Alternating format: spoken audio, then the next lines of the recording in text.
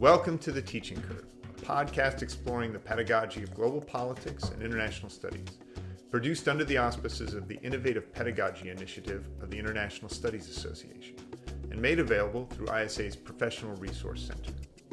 I'm Jamie Free, Professor of Global Politics and Associate Provost at Bridgewater College. Each episode of The Teaching Curve is a conversation with an engaged and innovative teacher of global politics. The goal is to celebrate and inspire pedagogical creativity by making sense of the choices we all make in service of our disciplinary identities as teacher scholars and of the relationships we build with our students. Today's conversation is with Dr. Ralph Carter, Piper Professor of Political Science at Texas Christian University in Fort Worth, Texas, in the United States. Ralph has received numerous awards for his teaching, including being named a Piper Professor of Texas and receiving TCU's Chancellor's Award for Distinguished Achievement as a Creative Teacher and Scholar.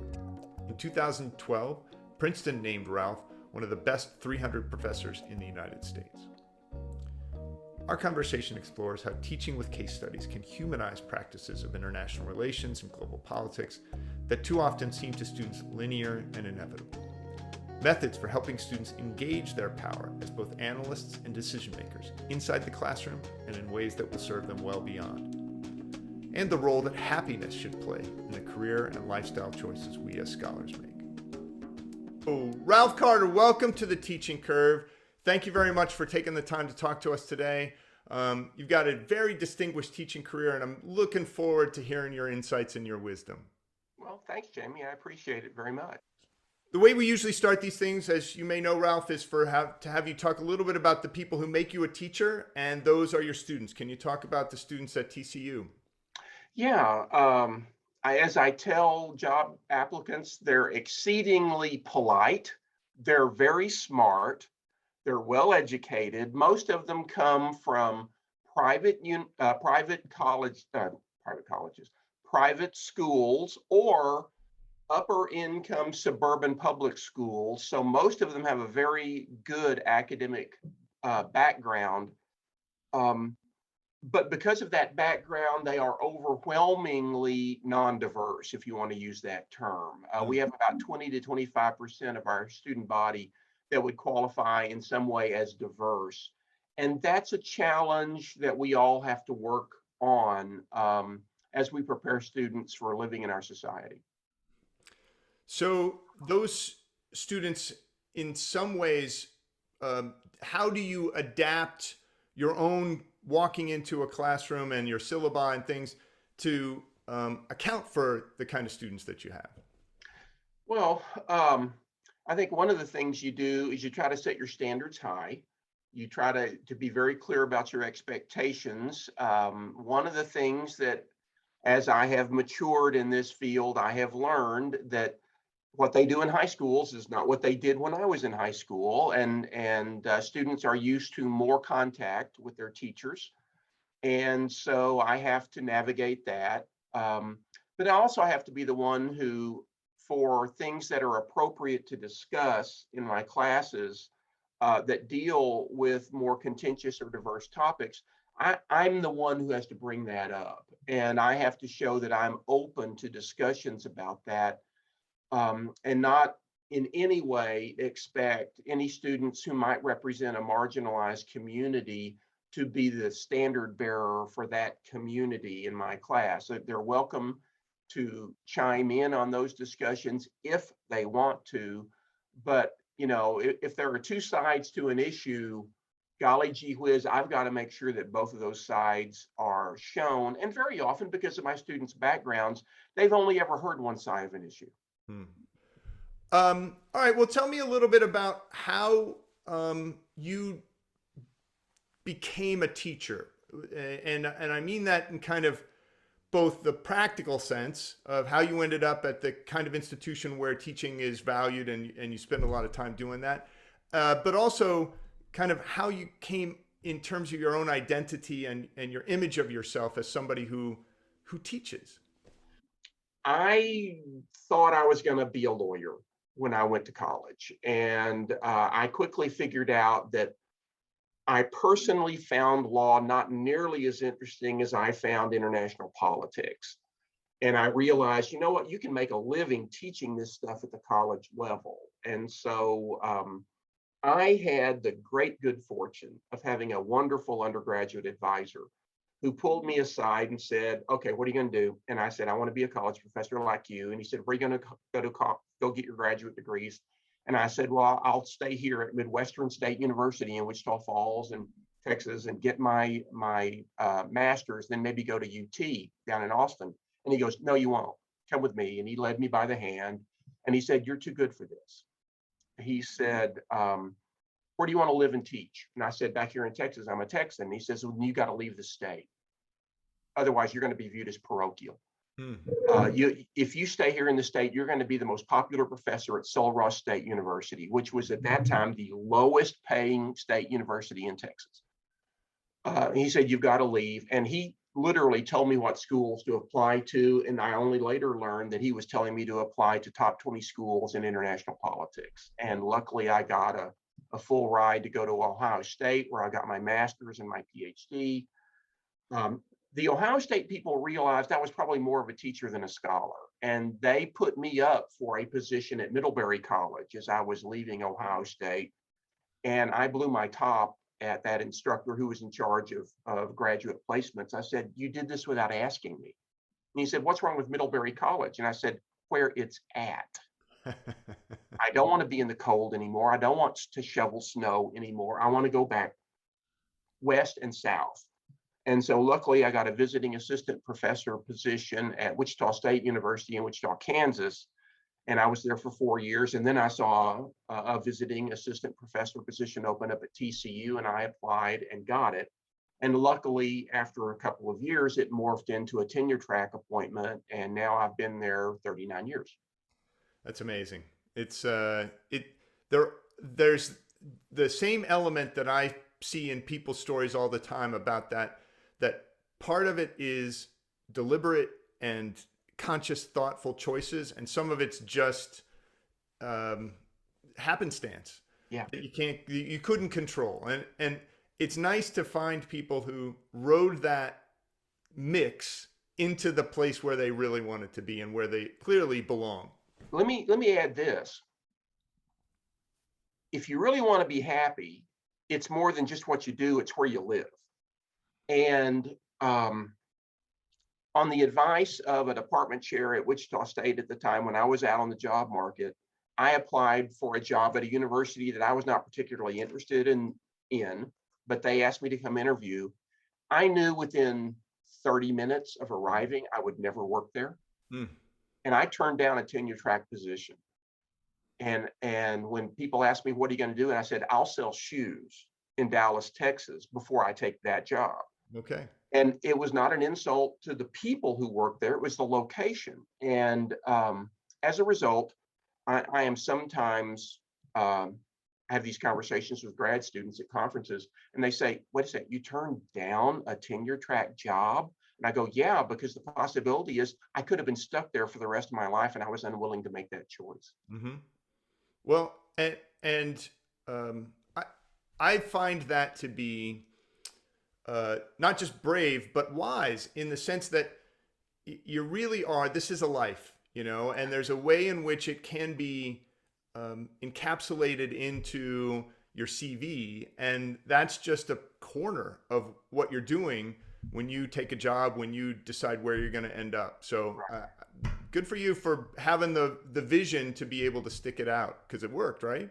Yeah, it worked. I got lucky. One of the things that you've done recently is collaborate on an edited volume that helps people to kind of, I think through those choices. Right. And I'm a firm believer in people making those decisions in a kind of informed and conscious, thoughtful way. So tell me a little bit about the book and how it would help someone understand those decisions if they're going into making that kind of stuff about their life.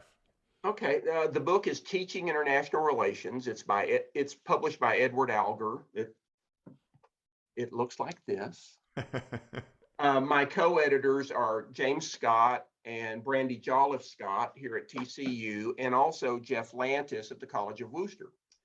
And the really great thing about teaching is we're all unique in our own way as instructors. And what works for one person won't work for another. And what one person excels at, another person will never even think of. Hmm. And so the amazing thing about culling the literature in pedagogy recently, in IR and in political science more broadly, is you start these articles by people about how they do facets of the teaching enterprise. We came up with a whole bunch of different approaches to teaching international relations, and people who had tried those and knew what worked and what didn't work. And we Hmm. tried to be as practical about those things in the individual entries in this edited volume as we could be. That's great. So the book just came out, so I haven't seen it yet. What do you have a chapter in there? Oh yeah, oh yeah. I always get asked to write about teaching with case studies. This is how I set up my U.S. foreign policy making course. I have an entire course on just the process of U.S. foreign policy making and the politics of it. And so I get asked to do that, and I've published my own edited book of case studies on U.S. foreign policy that work with the course. So I've been invested in case-based teaching for a long time, and I know how it's supposed to be done. I can rarely do it that well. And I'm not just saying I rarely do it that well. It's hard to get the kind of investment on the part of the students that I'd like to get if I had a 12-person seminar in a small room with a larger class of students. But I figured out an approach that seems to work pretty well, which is to sacrifice some of the class time to give students time to work in groups Mm-hmm. and have them discuss either the entire case or guided facets of the decision making. I'll give them an assignment. Okay, group one, you're going to talk about what was the occasion for decision in this matter, and group two, what was the consequences of the final decision, and group three, who are the players or whatever. But give them time in class to make them talk about it, and then when we convene as a group, oh my gosh, the discussion is much more robust and enriching. It really works a lot better. And so, give me an example of a case that you would throw to students. Well, gosh, Trump's Muslim ban on travel. That's in the newest edition of my book. So, he tried 3 times to keep certain immigrants from certain countries out of our country, and that produced, as you recall, an enormous controversy between those Americans who want and have always wanted to restrict immigration, and those Americans who think all Muslims are terrorists, and then those Americans who think of the United States as a country built on immigrants, and that's part of our culture and what makes us exceptional if we are. So a case like that would be easy to do. Cases like, how to deal with Iran or North Korea on nuclear proliferation. In the most recent case, I've got immigration reform as a case study, not just about travel bans, but basic immigration reform and asylum seekers at the border, and how is that a foreign policy matter, and those sorts of things. And so I've tried to make my approach to case studies in the U.S. foreign policy making course less about what I always thought of as international politics, trade, violence, stuff like that, and more about human security concerns, global pandemics, humanitarian relief, other things, as well as those other more traditional topics that a political realist might talk about, for example. Walk me through what they do when they get to class. Well, they've read the case, and then they come to class, and I make them talk about the case with their classmates. And then we reconvene, and I start asking the basic questions. Why is this even a case? Why are we even talking about this? Well, that makes them talk about, how was there an occasion for a decision by a U.S. foreign policy maker? Who made that decision that it should be on the governmental agenda? How did they advocate that? How did they set the narrative? Those sorts of concerns. And then we get into, well, how was the issue framed? Who's doing the framing? Who are the players? And I start asking those kinds of questions. Who took what stance? Why did they take those stances? Who influenced them? If we can drill down that deep in the case. And then, what were the options? What were the possible things that could be done by U.S. policymakers in this matter? And then finally, why did they choose the one they chose, and what were the outcomes of it? What's the long-term consequences? Not just the output of the decision, but the outcome of the event. If I had waited, another 6 months, we could have had, a case study on the U.S. withdrawal from Afghanistan, because that would have been a good one, which I'm talking about in another class right now. So those are the kinds of things I want to walk through. And the key thing here I want them to get is the people making these decisions aren't any smarter than they are. They just know more, or they know more of a certain narrow niche of expertise. And the question is, what side of the issue did they see? Did they see the big picture? Did they see their narrow niche of it? Do they communicate well? Is the decision setting more open or closed? Is there groupthink or polythink going on? Basically understand that this is like almost every other organization they've been a part of as a student, except the stakes are higher. And then to realize that there's no secret sauce to how this is all done. It's people sitting around trying to argue for what they think is in the country's best interest, which in some cases might also be, in their view, in their best interest as well. What I really like about this approach is the questions about what could have been done differently, right? Because clearly the people sitting around the table are also thinking through scenarios, right? But if you're a member of the public, you might just think that this was kind of a linear thing.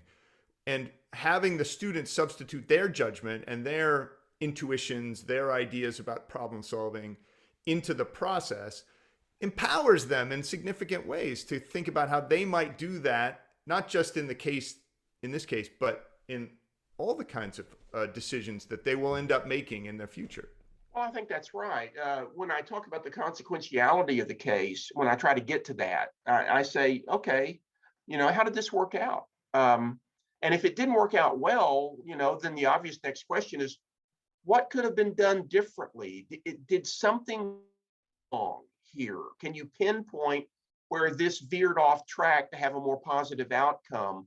And to try to drill down and identify those elements. One of the big concerns I've always had is I want my class, the one class they take from me, maybe, I want that class to help them polish skills that are going to be critical for professional success no matter what they do. And that's going to be critical thinking and analysis, asking that next question, being observant about the factors involved in whatever you're dealing with, seeing the whole playing field, if you will, but also clarity in communication, whether it's oral communication or written communication. My students tell me they hate me editing their writing, but I do it. Again, I want them to get skills that will make them better equipped to deal with life as an adult and hopefully success in some chosen career. I love that. I love that you started with life first, because it's also going to make them better parents and better members of the PTA and better citizens of their local community, Yeah. I had a student once on student evaluations of teaching, some student who never spoke in class, and said the nicest thing, and it was, I hope in the future I'm as nice to everyone as you are. Okay, I'll take that. Yeah, for sure. I had another student tell me one time, well, this didn't happen. He didn't tell it to me. My administrative assistant told me that a student came in and said, I need to talk to my political science professor. And she said, which one? And he says, I don't remember his name. She goes, well, can you describe him? And he goes, he's the happy guy. And she goes, oh, that's Dr. Carter. His office is right down there. Well, that's, I think that says something about the process that you went through to decide where to teach and how to teach, that they would be able to describe you that way and everybody would know who that is a sense that you're, in a way, making that you're making your choices into things that are personally satisfying and fulfilling. Oh, absolutely. And I'm open with that, about that with my students. I'll laugh out loud in class at things that I think are funny, and I'll joke with the students during class. And then I've said on numerous occasions before that I tell my students in class, I hope you enjoy your future career as much as I'm enjoying mine. Mm-hmm. There's no reason work has to be a drag. Well, and that often comes back. I mean, I feel the same way. I try to exude that in my classes as well. And it often comes back for me in this idea that I'm passionate. That I'm passionate about what I'm doing. And sometimes they attribute that to passionate about the topic matter. But I hope that they just see it as passionately involved in teaching as well. Yeah, I hope so too. Absolutely. So one of the things that is interesting about that is you run into, you and I are both people who would benefit from just about every privilege that our society bestows upon us. Sure. And so you can understand why somebody watching this who doesn't enjoy those privileges may look at and say, look, I have to be a little more careful. I have to be a little more protective of my authority than joking around with the students, and where that would be a little riskier, both Yes. in terms of success in the class, but also success at the institution. Yes. I've had female colleagues who've said they've been bullied in class by their students. They've had to go out of their way to demonstrate that they are the authority figure for that course, or that they are competent to teach that course in ways that certainly I have never been challenged as a white male of a certain age and maturity. Mm-hmm. Never. When I was 26 and a college professor, I was never challenged about my competence to do this. And yet I have colleagues who have been.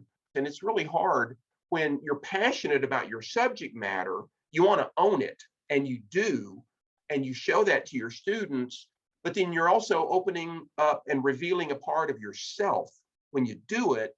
And if that's different than what they think of as the person that should be in front of the class, Mm-hmm. that's a steeper hill to climb. And I certainly appreciate it. Do you think that that using cases and case study method in the class, do you think that has any impact on how your authority looks to students? I don't think so. One of the other things I do with every class I teach, and I usually do it the first day of class in every course, is I tell them we all learn from each other. Mm-hmm. That I don't know everything. I know a lot, but I don't know everything. And there's gonna come a time in this course where you have an insight or some knowledge that's relevant to what we're talking about that I don't have or have not brought up. And I want you to share it. And we're going to all learn from each other. And so you make it as collaborative and participatory as you can.